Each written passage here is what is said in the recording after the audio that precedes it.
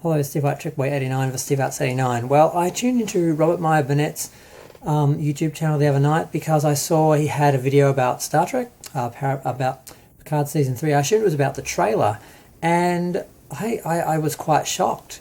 Apparently, he has seen, or he said he has experienced Season 3 of Star Trek Picard. Whether he's seen... He says the show is shot, edited, and has temp effects. Except maybe one scene that hasn't been filmed. And he implied that thanks to links in Europe, people he knows, he might have seen the episode, or maybe he just saw scripts or storyboards for all 10 episodes. So he implied he's seen the actual show as it's edited, but he was being mysterious about it because I guess he doesn't want to get anyone in trouble. But I believed he managed to do this somehow. He seems to be connected to people. He seems to have been in the industry forever, so... and he loved it, and I'm really shocked because he hates New Trek. He hates the JJ films. I was okay with the JJ films because they're an alternative universe. I was okay with them as action blockbuster films, different from the other Star Treks. It was fine. It didn't bother me. Discovery did bother me because it was supposed to be the same universe, and it clearly wasn't. And the same with Picard. So I'm really shocked that he is absolutely gushing over this. Like, I mean gushing, like imploring us to watch it and not skip over it, basically. And apparently Doomcock and some other people have accused him of now being a paid shill for Paramount and just making this up, and he suddenly turned around and just making up a fiction that suddenly they were able to change the show. Now, the story is from him that Terry Matalas, who originally was a production assistant on Voyager and Enterprise, and then he went and became a showrunner for 12 Monkeys, which I've never seen. I've heard it's a good science fiction show. Didn't really like the movie, haven't seen the series, have no idea if he's any good. But apparently he came back as the sole showrunner, so there's a singular focus, a singular vision for the season, and it comes from a Star Trek fan who has worked on past shows and has decades of knowledge of Star Trek. And he's basically pulled it out of the fire, so to speak. Apparently, he basically said he has done more in this season than what Michael Piller did in the third season of Next Generation, because supposedly that show was a mess, and he changed its direction and made it what it was after that. Now, I personally think the first two seasons are the best two seasons of Next Generation, despite their faults, because after that it became very much a drama just about the characters, as opposed to individual science fiction stories, and sort of felt like a smaller universe. It was just about... So I sort of see what he did and why he did it and why it resounded better with people. I sort of realised when I was younger that it's more of a science fiction drama, and that's why it appeals to the general audience more so. And I sort of liked that initially because I liked that it was sort of received well and a lot of people watched it, and I felt like a lot of people sort of, watched Star Trek when I watched it. But as I got older, I sort of decided that wasn't the best idea. Making it more appealing to a general audience sort of diluted the original sort of concept and potency of the show. So, but he's saying he's done a better job with, fixing the show after season 1 and 2 of Picard than Michael Piller did in the first season of Next Gen, which is quite a statement. He said that all the characters are back. They're all recognisable. He said there were some other characters from Star Trek who have come back as well. And Terry Matalas did an interview and he was saying that one of the characters that came back, that was more amazing than the Next Generation characters when they came back. So I'm not sure who that is.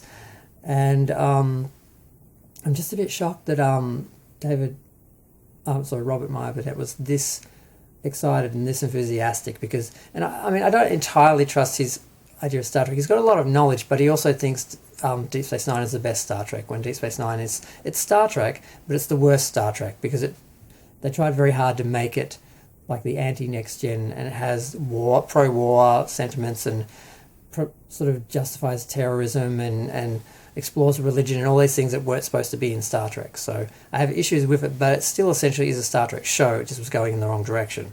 Whereas Discovery and Picard, they were never really Star Trek. They didn't really feel like Star Trek. They were very much trying to be something totally different. And I hated the first season of Discovery. The second season had a few moments with Pike, and I thought it might be getting better. Third season was worse than the first season. Fourth season started off bad but got better, and towards the end I was actually okay with it, and there are a few episodes where I felt actually resembled Star Trek, and I felt like if they could keep going from that point in the fourth season could be good, but chances are they'll just backtrack because they just seem to cycle around where they destroy Star Trek, then they spend a whole season rebuilding it and promising Star Trek, and then we get Star Trek for about 10 minutes at the end of the season, and then they sort of start all over again. So they seem to be all about recovering from trauma and repairing things rather than just being in that future and exploring it and enjoying it. It's all about fixing it. They just seem to have the wrong idea of what Star Trek is. But yeah, so he just couldn't stop talking about it, and I was just really shocked. He talked about, Terry Matalas talked about how the Star Trek 3 affected him, how he saw the majesty of the fleet, and how he's trying to depict that in the Next Generation Picard season 3 with the space docks, and apparently there's like a whole, just a whole.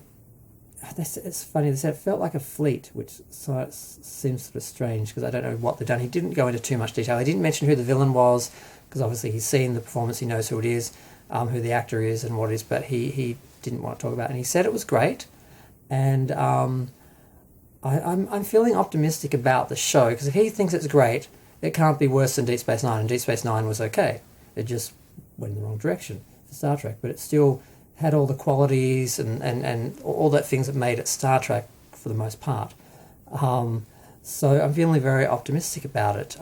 It seems as though they wanted to make a Star Trek Next Generation series from that era because everyone wanted that after Discovery, and they thought that would be a nice contrast to have sort of two different shows in two different centuries for different audiences, and they can cater for everyone, get all the audience because they just want the audiences. But then Patrick Stewart came in and said, I want to make my story about my life and what I'm experiencing, and I want to reflect the real world and what's happening and talk about that. So they gave him that because they're like, whatever you want, Patrick. And I kind of feel like it seems like after 2 seasons of getting his way and saying everything he wanted to say, when they came to him and said, let's actually do a season of Next Generation, he was like, okay. It seems like he just sort of was okay with it, and they seem to have done everything that we seem to want. We have the crew all given their time and their stories, so we see who they are now, where they are, where they're coming from. They all get back together. It seems to be primarily a starship adventure, and he's referred to it as the best Next Generation movie that hadn't happened, basically the best Next Generation film in 10 episodes or 10 parts.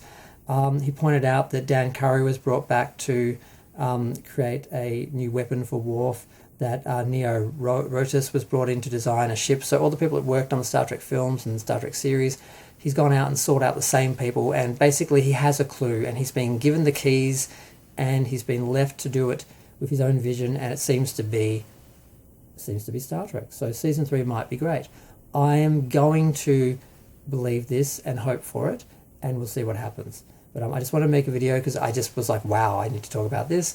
But none of it's official. He's afraid that maybe they'll edit a good show out of it by the time it premieres in February. But I'm feeling very good about it, very optimistic about it. And I just had to talk about that because that's what I was hoping. I was hoping something like this would happen. I thought it would happen more so with Strange New Worlds than Picard Season 3. But either way, there is hope. They can actually get back on track. And they can cater for different audiences. And I'm okay with that. I just wish they'd cater for, the original Star Trek fan audiences as well as the new Trek fans. But I'm going to go. I have to go watch the final episode of Neighbours. Thanks. Bye.